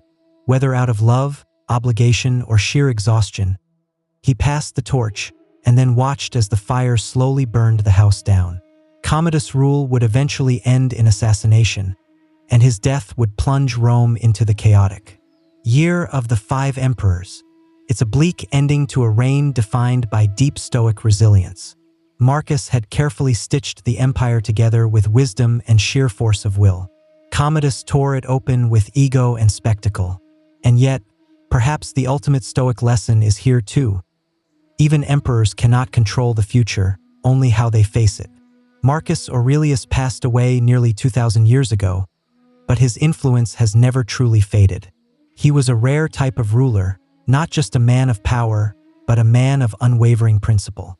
His meditations, written during wars and sleepless nights, survived the fall of empires, the rise of religions, and the relentless passage of time to become one of the most treasured philosophical texts in history. His legacy is a paradox. As an emperor, he faced constant war, devastating plague, widespread rebellion, and deep personal loss. Yet, he is admired not for his military victories or grand monuments, but for his profound intellect, his remarkable restraint, his deep compassion, and his steadfast refusal to be corrupted by absolute power. He didn't present himself as divine. He didn't demand worship. He simply wrote, in plain Greek, how to be a better human. Do every act of your life as though it were the very last act of your life. Even modern thinkers, from statesmen to CEOs, athletes to psychologists, continue to quote Marcus Aurelius. His words appear on posters, in therapy sessions, in business guides, and in quiet moments of personal crisis. Why? Because he didn't speak like a king. He spoke like a flawed human being, desperately trying to stay upright in a collapsing world. Yet Marcus' legacy is also tinged with bittersweet irony. Despite his profound wisdom, his reign undeniably marked the beginning of the end for Rome's golden age. His son, Commodus, tragically sped up the decline, and future emperors would rarely match his dignity or restraint. It's as if Marcus was the empire's final heartbeat of moral clarity before the fever truly took hold. And perhaps that is the most haunting part of his story, that the man who understood impermanence better than anyone left behind something strangely permanent. His empire crumbled. His bloodline failed, but his meditations, raw, intimate, unpolished, endured. They survived because they were never meant to. They were never edited, never prepared for a wider audience. And that's what makes them immortal. They are the private whispers of a public man, the diary of an emperor who wanted nothing more than to live well, die justly, and leave the world no worse than he found it. And in the end, perhaps that's all any of us can truly hope to achieve. Marcus did it in sandals on horseback with a stylus in hand, one stoic breath at a time. In ancient Babylon, justice wasn't just given by kings. It was carved in stone for all to see. Around 1754 BCE, King Hammurabi ordered a tall stele inscribed with what would become one of the earliest and most influential legal codes in human history, the Code of Hammurabi.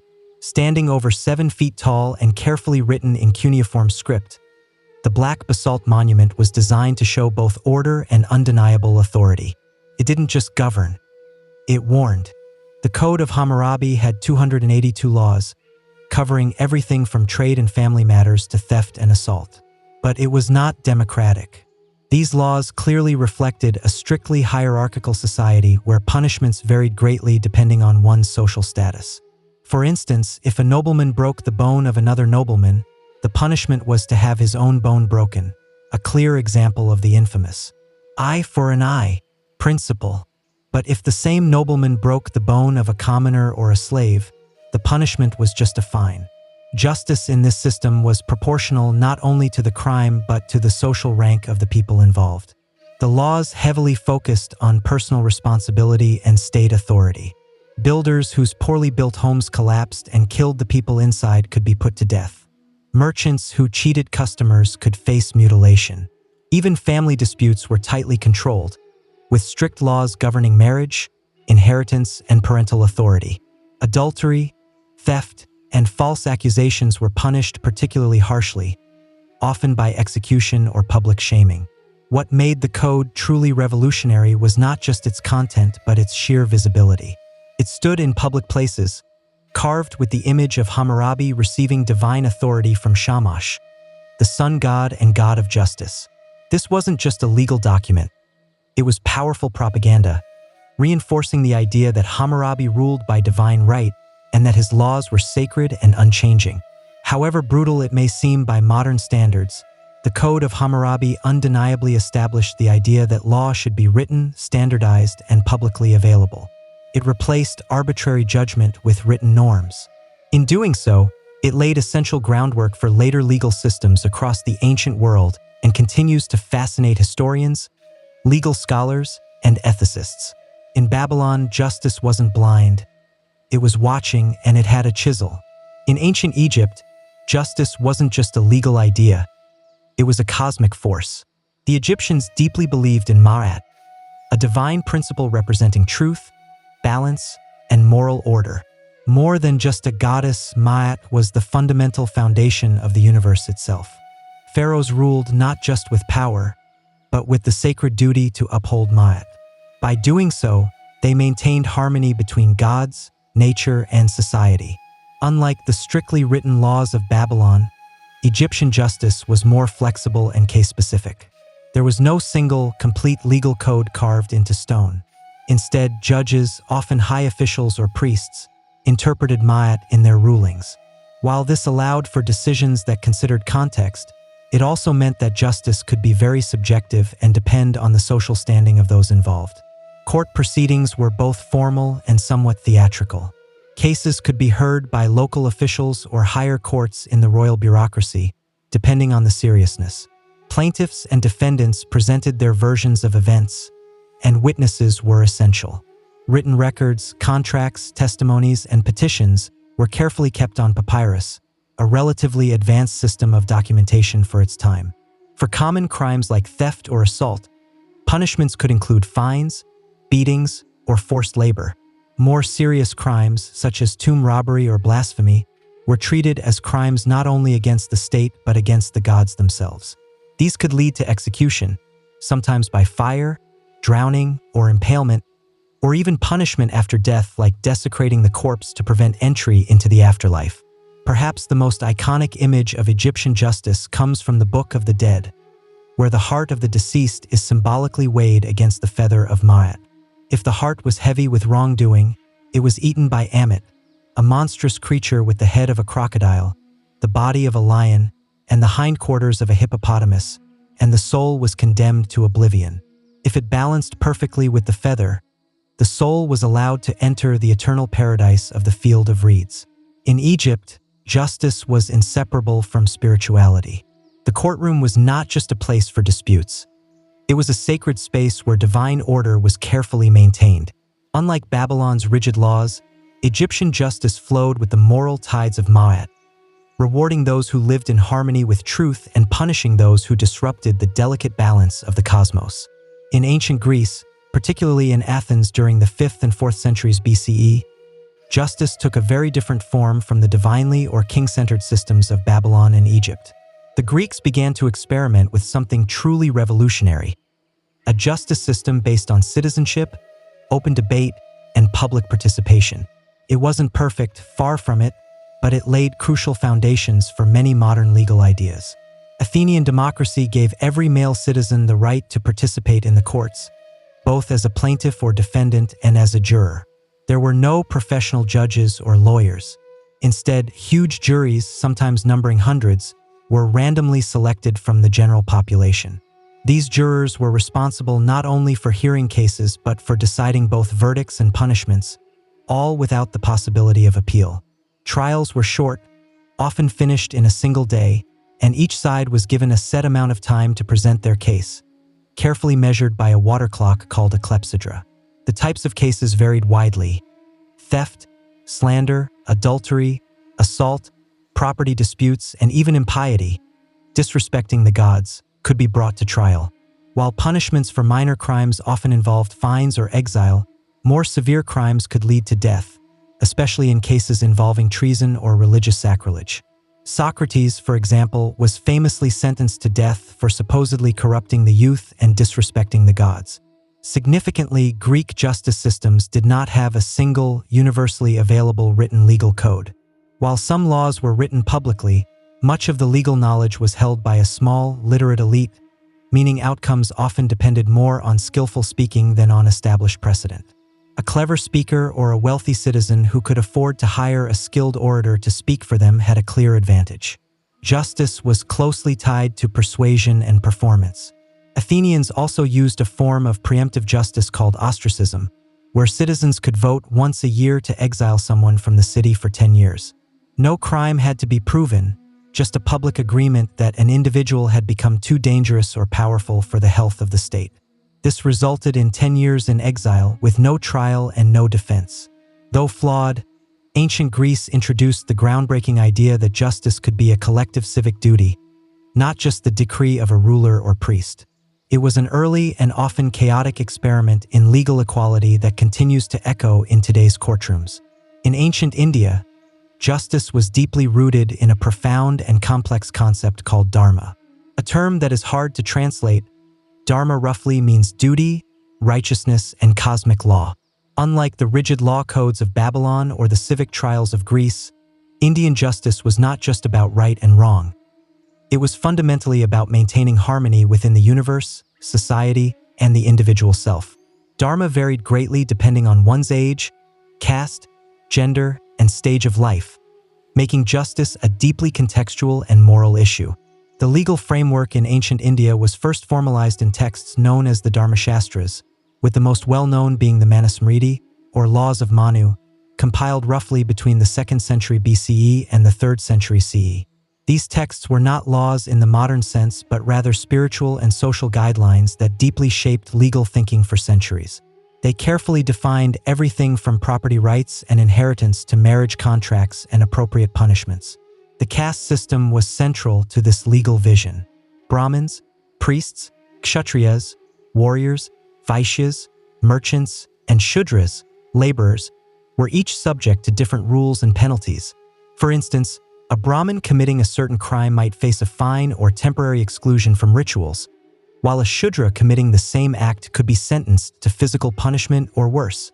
Justice in this system was not blind. It was hierarchical, deeply tied to one's birth. Despite this, Indian justice was not entirely unforgiving. The concept of intent mattered, as did repentance. A wrongdoer could lessen their punishment through acts of penance or charity, and judges were encouraged to consider the moral and spiritual state of the accused. Kings often served as the highest judicial authority, advised by Brahmin scholars and ministers, effectively mixing divine law with royal decree. Trials could sometimes involve ordeals, especially when evidence was unclear. These included holding red-hot iron, walking through fire, or retrieving objects from boiling oil, methods believed to reveal guilt or innocence based on divine will. Such dramatic methods were considered a last resort, not standard practice. Above all, justice in ancient India aimed to restore cosmic balance. It wasn't just about punishing crime. It was about fixing spiritual wrongs, correcting social disorder, and guiding souls back toward Dharma. It was a justice system where morality, religion, and law were inseparable. Across the ancient world, when legal systems reached a dead end, when evidence was scarce, witnesses unreliable, or accusations unprovable, societies often turned to the gods for the final judgment. One of the most dramatic and terrifying ways this happened was through trial by ordeal, a practice used in multiple cultures, including Babylon, India, and later medieval Europe. The core idea was simple but brutal. If human justice couldn't determine guilt, divine justice would step in through pain. In Babylon, a common ordeal involved throwing the accused into a river. If they floated or somehow survived, the gods had saved them, and they were declared innocent. If they drowned, guilt was confirmed, though inconveniently, the deceased could no longer be punished. This method reflected a deep belief in divine supervision, as water was often seen as a sacred and impartial force. In ancient India, as detailed in the Dharmashastras, there were multiple forms of ordeal. These included walking across hot iron plowshares, retrieving coins from boiling oil, or surviving exposure to venom. The reason wasn't just cruelty. It was a belief in divine judgment. Surviving unharmed or with minimal injury was seen as undeniable proof of innocence. The gods, it was believed, would not let the innocent suffer without just cause. Though horrific by modern standards, trial by ordeal wasn't always just physical. In some cases, it involved solemn oaths taken in sacred places. Swearing on a holy object or calling on a deity's wrath was believed to bind the speaker to the truth. Lying under such conditions was thought to invite immediate divine punishment or retribution in the afterlife. The psychological power of ordeal was immense. It could terrify the guilty into confessing and strengthen the faithful's belief in cosmic justice.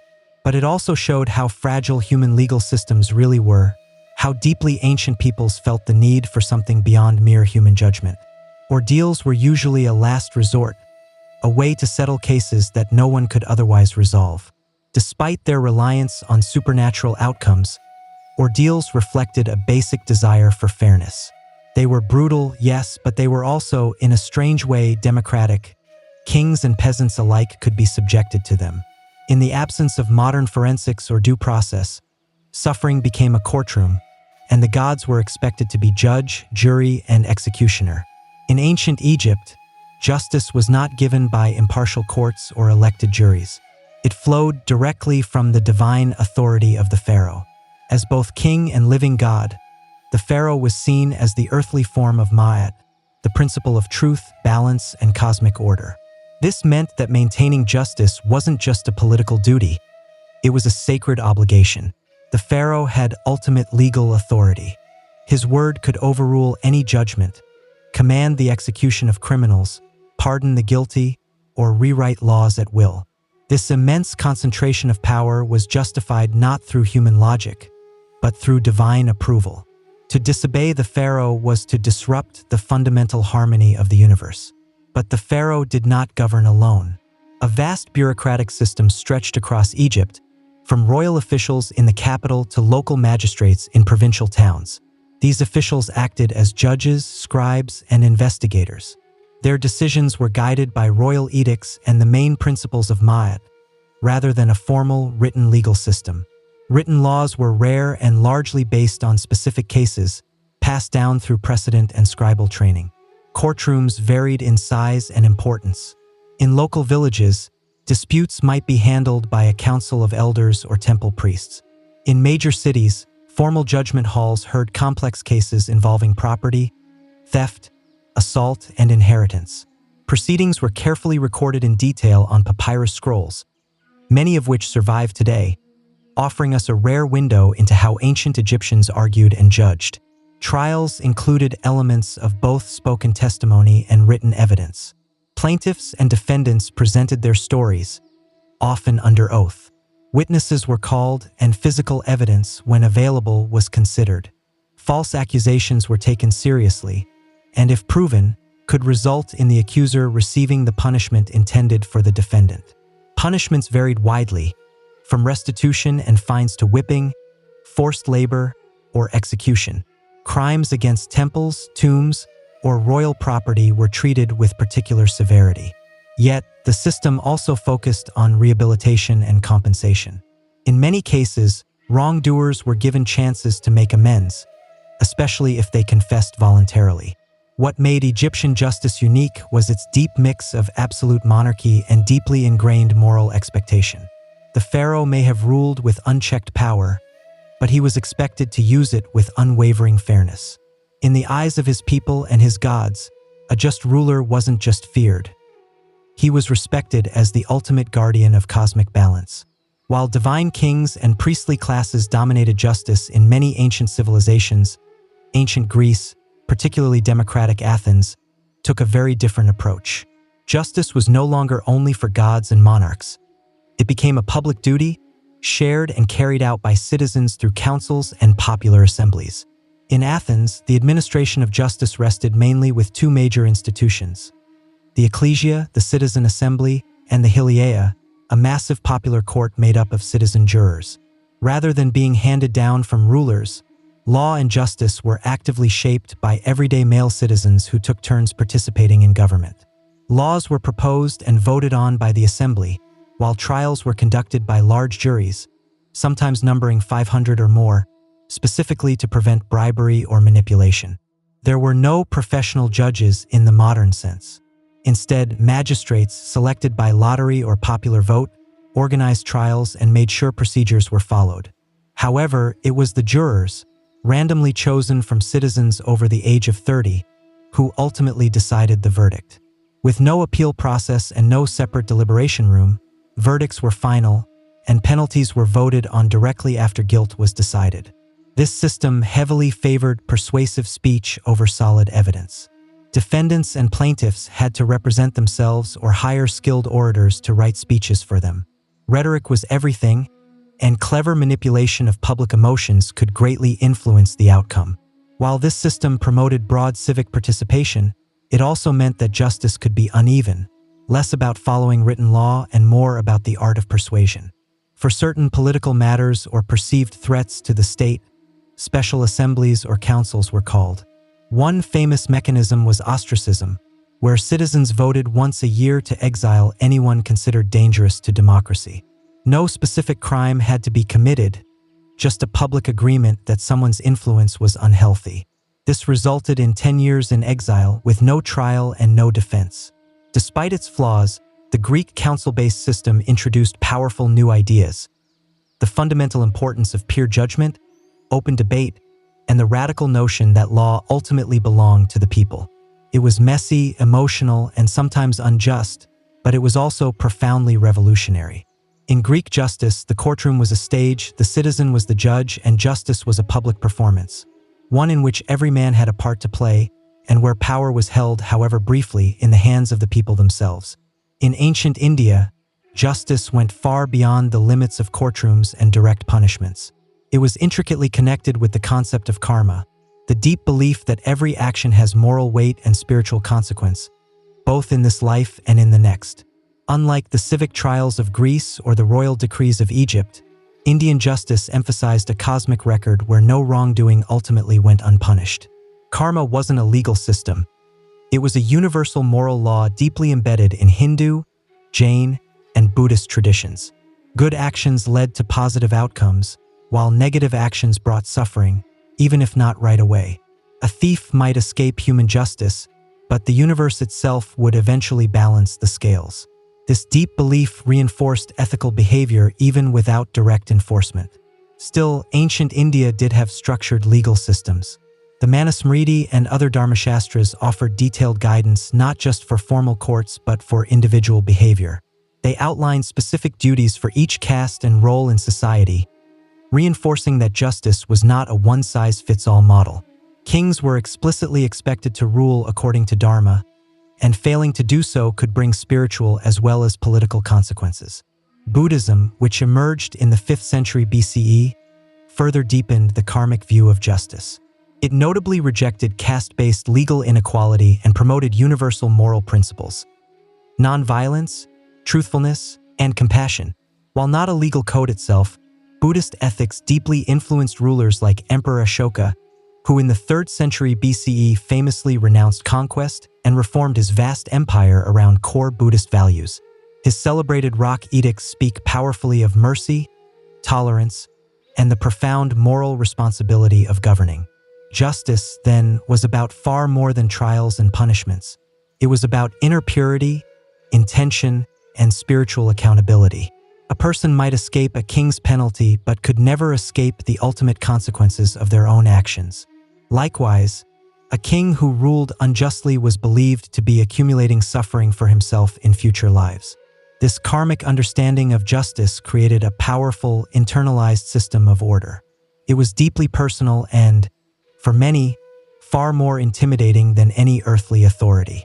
Whether enforced by law or left to the cosmic forces, Indian civilization viewed justice not just as retribution, but as a dynamic force for restoring harmony between self, society, and the universe itself. Though thousands of years have passed since the rise of Babylon, Egypt, Greece, and India, their foundational justice systems continue to shape how we think about crime, punishment, and fairness today. These ancient civilizations carefully laid the intellectual, moral, and procedural foundations of legal systems that still guide societies across the globe. Babylon gave us the earliest known written law, the profound idea that justice should be publicly visible, consistent, and strictly enforced by the state. The principle of an eye for an eye still resonates in legal and ethical debates, symbolizing both the call for proportionate punishment and the potential dangers of excessive retribution. Egypt introduced the concept of divine kingship and moral law, where justice was not just social but cosmic. The focus on balance, truth, and harmony echoes powerfully in modern ideas of restorative justice, where the main goal isn't just to punish, but to carefully restore community balance. Greece revolutionized justice by closely tying it to citizenship and direct participation. Trial by jury, vibrant public debate, and the fundamental idea of peer judgment originated in Athens and remain absolutely central to many legal systems today. Though imperfect and often exclusionary, Greek democracy undeniably planted the vital seeds for legal systems that deeply value public involvement and accountability. India contributed deep spiritual and ethical dimensions to justice. The profound concepts of dharma and karma added a crucial moral backbone to legal systems, actively encouraging personal responsibility and strict self-regulation. Even today, Indian law reflects a fascinating hybrid system where British legal structures exist alongside ancient religious and customary laws, powerfully showing the enduring power of these ancient traditions. These systems were not flawless. They were often unjust, deeply classist, inherently patriarchal, and frequently brutal. They consistently favored the elite, punished the vulnerable, and rigidly enforced existing hierarchies. But they also raised essential questions that are still very relevant today. Who legitimately gets to define justice? Is it truly based on divine authority, civic agreement, or an inherent moral truth? Should law be absolutely equal for all, or carefully adjusted for social role? How do we thoughtfully balance punishment with real mercy? Modern law may be demonstrably more humane and carefully structured, but it undeniably carries the fundamental DNA of these early systems. We still symbolically carve laws into stone, implicitly expecting them to uphold essential order. We still intensely debate justice in courtrooms, assemblies, and deep temples of thought. And we still struggle with the very same eternal tension between raw power and inherent fairness, between strict law and deep morality, between a crime and its ultimate consequence. In many profound ways, our collective search for justice is both ancient and ongoing. When you imagine ancient Greece or Rome at war, you usually think of male soldiers in bronze armor marching off to battle. But if you look beyond the front lines, you'll find a different kind of warrior. One who didn't wear a tunic for combat, but readily picked up a weapon when the city gates were about to fall. Women in both Greek and Roman societies were often forced into defensive roles, and they rose to the challenge without hesitation. In classical Athens, women were officially kept out of military service. Their roles were mostly domestic, religious, or symbolic. But when invaders came, those lines quickly blurred. During the Persian Wars, for example, Greek women provided crucial support, running supplies, caring for the wounded, and, in desperate times, throwing roof tiles from city walls onto enemy troops. Not exactly the glorious side of battle, but it definitely made a difference. The siege of Plataea in 429 BCE offers a striking example. Women trapped in the city took up arms, fought alongside the remaining defenders, and, according to Thucydides, played a vital role in the resistance. These were not formally trained soldiers. They were citizens turned into fighters. But war doesn't always wait for formal training. In Rome, women were technically banned from military combat. And yet, Roman history is full of stories of women taking leadership when things got bad. In the sack of Rome by the Gauls in 390 BCE, women reportedly negotiated with the invaders, offered their jewelry to fund the defense, and helped boost morale. During later conflicts like the Second Punic War, Roman women often went with their husbands to military camps, some even acting as informal strategists or advisors. One particularly notable story comes from the sack of Rome in 410 CE. As Alaric's Visigoths stormed the city, noble women like Proba and others are said to have opened their homes as safe places, armed their servants, and coordinated resistance in the middle of the chaos. These were not passive victims. They were active participants in defense and survival. In the ancient world, warfare wasn't just fought with swords on a battlefield. It was waged with quick thinking, deep courage, and sometimes sheer desperation. And women were definitely there, in the thick of it, defending their homes when no one else could.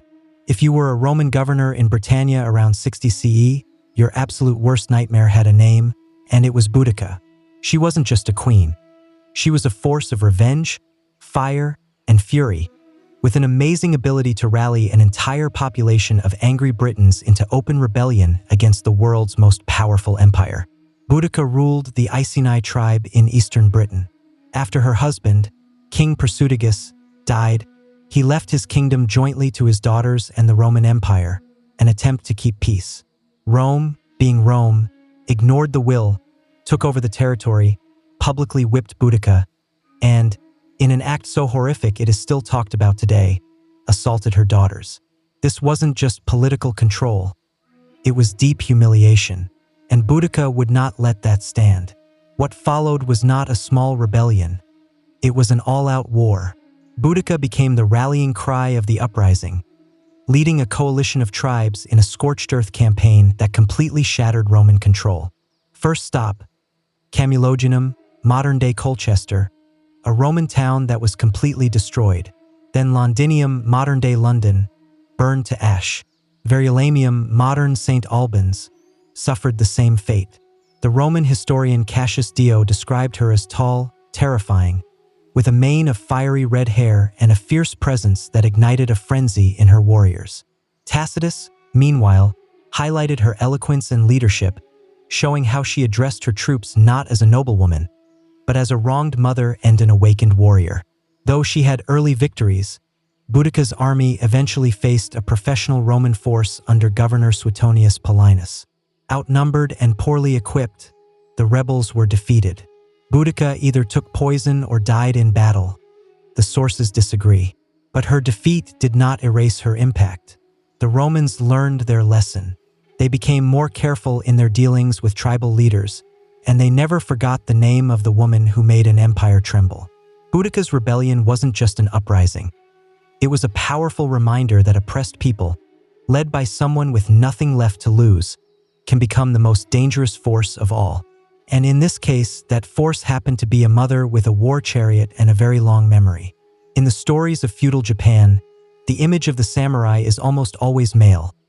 A stoic warrior in lacquered armor, loyal to death, sword in hand. But look beyond the cherry blossoms and Bushido scrolls, and you'll find another kind of samurai, one dressed in silk and steel. The Anabugeisha, or women warriors, were not only real, they were formidable. Trained in martial arts, archery, and strategy, these noblewomen were the unacknowledged backbone of many samurai clans. They weren't usually sent to open field battles like their male counterparts, but when their homes, castles, or family honor were threatened, they fought without hesitation and often without mercy. One of the most iconic Anabugeisha was Tomo Guzan, a 12th century warrior who fought during the Genpei War. Described in the Heike Monogatari, Japan's epic of war and honor, Tomo was said to be an unmatched rider and a remarkable archer who could cut down men with a single sweep of her katana. She rode into battle like a storm, wearing full armor, her long black hair flowing behind her like a war banner. At the Battle of Awazu, she reportedly beheaded a rival samurai in single combat, a final blaze of glory before disappearing from history like a ghost on horseback. Then there's Nakano Takiko, a 19th century fighter during the Boshin War. She wasn't officially part of the Imperial Army. Women weren't allowed. So, she formed her own unit, an unofficial group of female warriors who fought with Naginata pole weapons. She died leading a charge against Imperial forces, taking a bullet to the chest, her last request being to be honorably buried by her sister so the enemy wouldn't claim her body. These women were not just tokens or legends. They were essential to the martial tradition, upholding the values of Bushido, loyalty, bravery, and self-sacrifice. Some even received the same rigorous training as their male counterparts in times of conflict. Of course, as Japan modernized and centralized its military power, The Onabi geisha were gradually pushed to the side, their stories reduced to folklore. But the reality remains. In Japan's blood-soaked history of samurai clashes and castle sieges, women's blades were sharpened just as often and used with equal deadliness. The Roman Colosseum, a monument to cruelty, entertainment, and testosterone-fueled violence. Lions, spears, slaves, and sweating men locked in deadly combat. But what if we told you that sometimes the fighters weren't only men? Buried under the myth of the Roman gladiator is the lesser-known reality of female gladiators, the gladiatrices. While they were rare, these women did exist. And they weren't there to serve snacks. They fought in front of roaring crowds, trained in the same gladiator schools, and were often seen with both excitement and terror. Roman emperors, especially the more dramatic ones like Nero and Domitian, loved the shock value of women in combat. Female gladiators were novelties, yes, but also formidable warriors in their own right. Evidence is scattered but compelling. A marble relief from Halicarnassus shows two women, Amazon and Achillea, locked in combat. The carving even notes that they fought to a draw, which was considered an honorable outcome. Their names weren't randomly chosen either. They were named after mythic female warriors, framing these women not as weak copies but as fierce equals. Literary sources also mention them. The satirist Juvenal, who never missed a chance to criticize, mocked upper-class women who trained as gladiators, suggesting it was a scandalous rejection of femininity.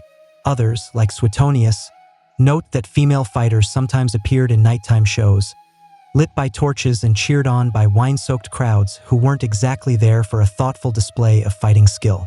But the training was real and the danger was not faked. These women fought with swords, tridents, and nets, just like male gladiators, and they bled just as much. They were often slaves, prisoners of war, or criminals sentenced to the arena. Some were volunteers, who chose the life of a gladiator for fame, money, or escape from worse situations. In 200 AD, Emperor Septimius Severus banned women from gladiator combat altogether, maybe because he was concerned that Rome's taste for female fighters was becoming a bit too unusual, or maybe because women were proving to be too good at it. So, while they didn't dominate the Colosseum, the gladiatrices carved out a brutal, blood-stained space of their own. In the sand, gender meant little. Skill, ferocity, and survival meant everything. The medieval battlefield wasn't only a male place with chainmail. While most women were kept far from formal combat roles, some either didn't get the message or intentionally ignored it. Whether disguising themselves as men, leading troops as abbesses, or simply refusing to stay in the convent when swords began to swing, medieval women found ways to fight, both literally and symbolically. One of the more unusual types of warrior women were the warrior nuns. During the Crusades, certain religious women did more than pray for victory. They took up arms.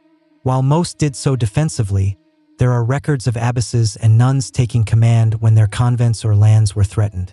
In the 12th century, the abbess of Quedlinburg was both a spiritual leader and a military commander, leading vassals in battle as the head of a powerful religious territory.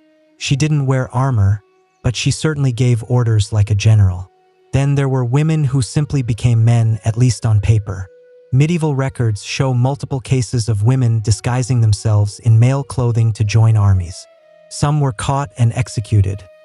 Others went undetected for years. One example is the story of a woman known only as John, who served in an English garrison during the 100 Years' War. When her identity was discovered, her comrades reportedly shrugged and let her continue, because she fought just as fiercely as they did. Joan of Arc, of course, is the superstar of this category. A teenage peasant girl who claimed divine visions, dressed in men's armor, and led the French army to victories that amazed Europe. But for every Joan, there were dozens of unnamed women who lacked visions or saintly status, having only grit and opportunity.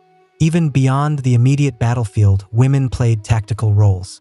Noble women in besieged castles often coordinated defenses, rationed supplies, and negotiated with enemy forces. Eleanor of Aquitaine, while not a sword-wielding warrior, went with her husband on crusade and was rumored to have worn armor. Whether as a statement for protection or as a performance is still debated. The point is, the Middle Ages were not nearly as uniform as they might seem. Women found loopholes in rigid systems, subtly bypassed the rules, or simply created new ones. And while history didn't always record their names, it definitely felt their presence on the battlefield. When people imagine the medieval Islamic world, they might think of flowing robes, intricate calligraphy in grand courts, or scholars debating science and philosophy. What they often miss are the women who took up swords, led armies, and defended cities when men were too slow, too dead, or too busy with politics. Take Khala bint al-Aswar, for instance, a name that still echoes through Arab folklore like a war cry. A 7th century warrior during the early Muslim conquests, she fought alongside her brother in battle.